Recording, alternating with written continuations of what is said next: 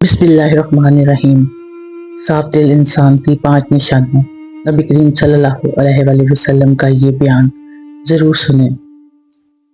بخاری شریف کے باب الادب میں حضرت اسامہ بن یزید سے روایت ہے کہ نبی کریم صلی اللہ علیہ وآلہ وسلم نے فرمایا، صاف دل انسان کے اندر یہ 2 نشانیاں پائی جاتی ہیں، جبکہ سیاہ دل انسان کے اندر یہ 3 نشانیاں پائی جاتی ہیں۔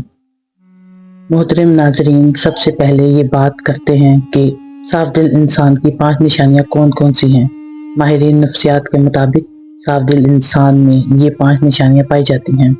نمبر 1، ایسا شخص جو بہت جلد جذباتی ہو جاتا ہے، یعنی جب اس کے سامنے کوئی غلط بات کی جائے تو وہ یہ نہیں جانتا کہ اس کے آگے کون بیٹھا ہے یا اس کے جذباتی پن کے کیا نقصانات ہو سکتے ہیں۔ وہ کھل کر اپنی سچائی کا اظہار کرے گا اور اس مقصد کے لیے جذبات کا سہارا لے گا۔ نمبر 2، ایسا شخص جس کا غصہ تھوڑی دیر کے لیے ہوگا، یعنی جسے وہ بہت جلدی جذباتی ہو جاتا ہے اور سامنے والے سے جھگڑا کر لیتا ہے، ویسے ہی بہت جلد ٹھنڈا بھی ہو جاتا ہے اور پھر سے بالکل ایسے ہو جاتا ہے جیسے کچھ ہوا ہی نہیں۔ نمبر 3، ماہرین نفسیات کہتے ہیں کہ ایسا شخص نہایت حساس طبیعت کا مالک ہوتا ہے اور لوگوں کے تلخ رویے اسے بہت تکلیف دیتے ہیں۔ یعنی ایک صاف دل انسان جب کسی کا تلخ رویہ دیکھتا ہے تو اسے بہت تکلیف ہوتی ہے اور وہ اندر ہی اندر سے ٹوٹ جاتا ہے۔ نمبر 4، ایسا شخص جو ہر رشتے کو دماغ کی بجائے اپنے دل سے نبھائے گا، یعنی جس کے ساتھ تعلق نبھائے گا دل سے نبھائے گا، پورے کا پورا ایسی طرح ہو جائے گا، ہر دم اس کی خیر و بھلائی کے لیے بے قرار رہے گا۔ نمبر 5، ماہرین نفسیات کے مطابق ایک اچھے اور صاف دل انسان کی 5 نشانیاں یہ ہیں کہ ایسا شخص کبھی کسی کے دل میں اپنے لیے وہ خلوص اور وہ محبت نہیں جگا پائے گا جو وہ دوسروں کے لیے محسوس کرتا ہے، جبکہ اس کے برعکس چالاک، ہوشیار، مکار اور چال باز قسم کے لوگوں سب کے دلوں میں اپنی جگہ بنا لیتے ہیں۔ آئیں اب اس کائنات کے سب سے بڑے امام پیش نبی حضرت محمد صلی اللہ علیہ وآلہ وسلم کی زبان اقدس سے جانتے ہیں کہ اچھے اور صاف دل انسان کی خوبیاں کیا ہیں۔ امام بخاری رحمۃ اللہ نے بخاری شریف کے باب الادب میں لکھا ہے کہ اسماء بن یزید رضی اللہ تعالیٰ عنہا فرماتی ہیں کہ ایک دن رسول اللہ صلی اللہ علیہ وآلہ وسلم نے فرمایا، کیا میں تمہیں تمہارے اچھے لوگوں کے بارے میں نہ بتاؤں؟ تو صحابہ اکرام نے عرض کیا، یا رسول اللہ، ہمیں اس بارے میں ضرور آگاہ فرمائیں۔ آپ صلی اللہ علیہ وآلہ وسلم نے فرمایا، وہ لوگ کہ جن پر نظر پڑے خدا یاد آ جائے، یعنی ان لوگوں کو دیکھ کر خدا یاد آ جائے، وہ تم میں سے بہترین اور اچھے لوگ ہیں۔ یہ 2 قسم کے لوگ ہیں۔ پہلی قسم کے لوگ وہ نیک بندے ہیں جن کی عبادت، نیکی اور تقوی کی جھلک ان کے چہروں پر نور کی صورت دکھائی دیتی ہے اور انہیں دیکھ کر دل میں خیال آتا ہے کہ اس قدر باذوق اور پر نور چہرہ کسی اللہ والے کا ہی ہو سکتا ہے۔ عام طور پر انسان کے اندر کی کیفیت کا اندازہ اس کے چہرے سے ہی ہو جاتا ہے۔ چہرہ انسان کا باطنی ظاہر کرتا ہے۔ غصہ ہو یا راحت، خوشی ہو یا غم، ناراضگی ہو یا رضامندی، انسان کے چہرے سے واضح پتہ چل جاتا ہے۔ اسی طرح انسان کے نیک اور برے اعمال، اس کے اثرات چہرے پر ظاہر ہو جاتے ہیں۔ بخاری شریف کی ایک روایت کے مطابق نبی کریم صلی اللہ علیہ وآلہ وسلم نے اپنے ایک خواب کا منظر بیان فرمایا کہ میں نے ایسے لوگوں کا ایک ہجوم دیکھا جن کے چہروں کی کیفیت یہ تھی کہ چہرے کا آدھا حصہ خوبصورت اور باقی آدھا بدصورت تھا۔ میں نے فرشتوں سے سوال کیا کہ یہ لوگ کون ہیں؟ فرشتوں نے جواب دیا کہ یہ آپ کی امت کے وہ لوگ ہیں جن کے نیک اور برے اعمال برابر ہیں، یعنی اعمال صالحہ بھی انہوں نے کیے ہیں اور اعمال سیاہ بھی ان کے پیچھے نہیں رہے۔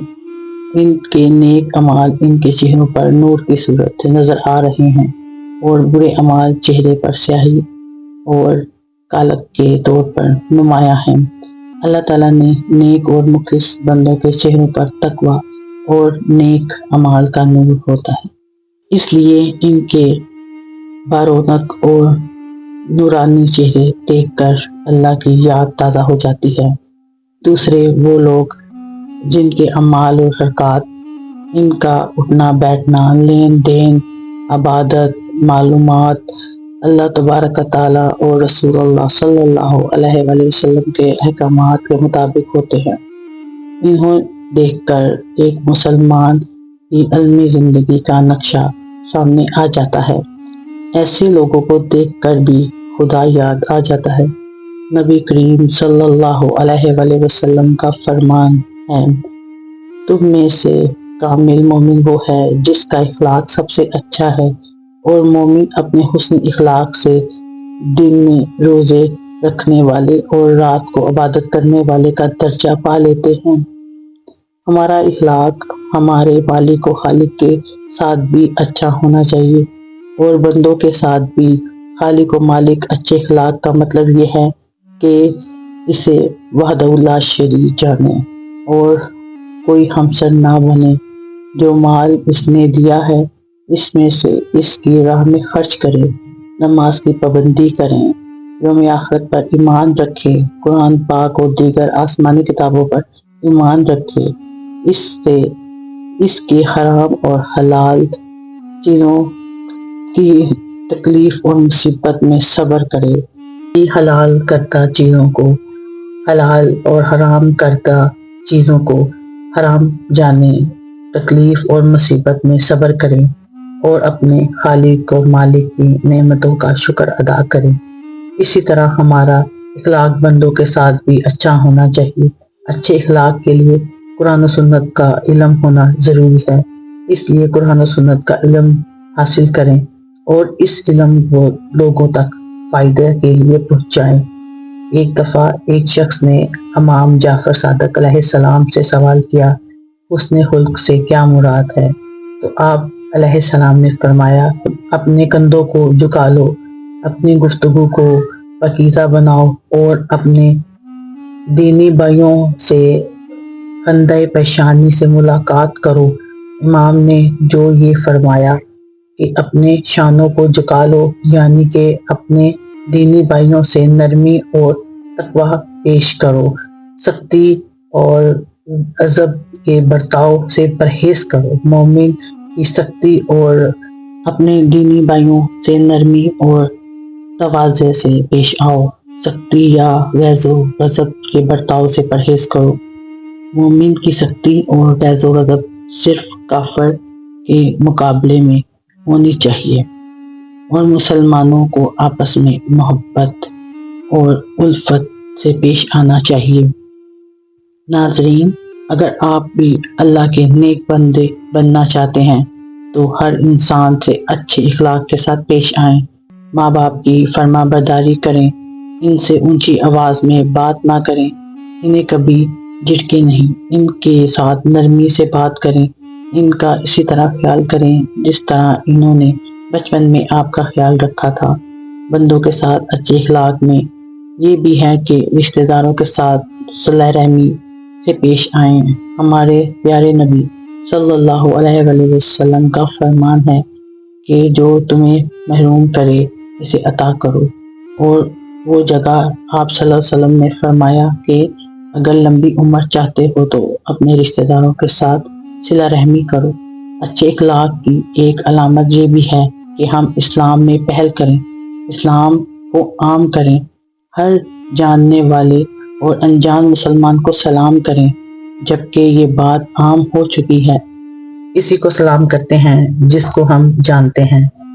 جہاں نبی کریم صلی اللہ علیہ وآلہ وسلم نے اچھے لوگوں کی خصوصیات بیان فرمائی، وہیں پر فرمایا کہ میں تمہیں تمہارے برے لوگوں کے بارے میں بھی بتاؤں۔ صحابہ کرام نے عرض کیا، یا رسول اللہ ضرور بتائیں۔ آپ صلی اللہ علیہ وآلہ وسلم نے فرمایا، چغل خور کبھی لوگوں کی چگلی لگانے والے، یعنی لوگوں کی باتوں کو ادھر ادھر پہنچانے والے، ایک کی بات دوسرے کے آگے، دوسرے کی بات اور تیسرے کی بات چوتھے کے آگے بیان کرنے والے۔ ناظرین، اس بری عادت کا ہمارے ہاں عام طور پر رواج پایا جاتا ہے اور ہم میں سے بہت سے لوگوں کی یہ عادت بن گئی ہے۔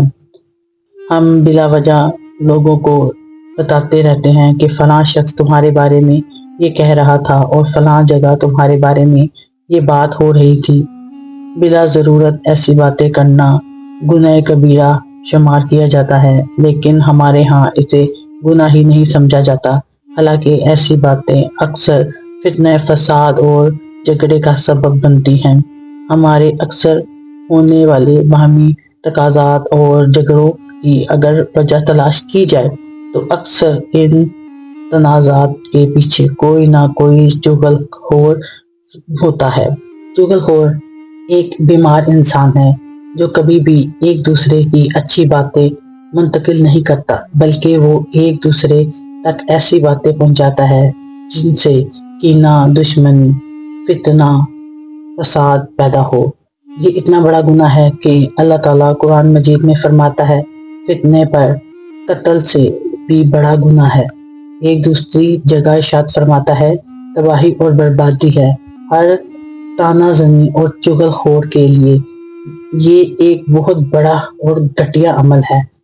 نبی کریم صلی اللہ علیہ وآلہ وسلم نے ایسے برے لوگوں کی علامت قرار دیا ہے۔ اللہ پاک ہمیں نیک بننے کی توفیق عطا فرمائے اور ہمارا خاتمہ ایمان پر فرمائے۔ آمین ثم آمین۔ اگر میری یہ پوسٹ آپ کو اچھی لگے تو پلیز لائک، شیئر، کمنٹس ضرور کیجیے اور چینل کو سبسکرائب کریں۔ شکریہ۔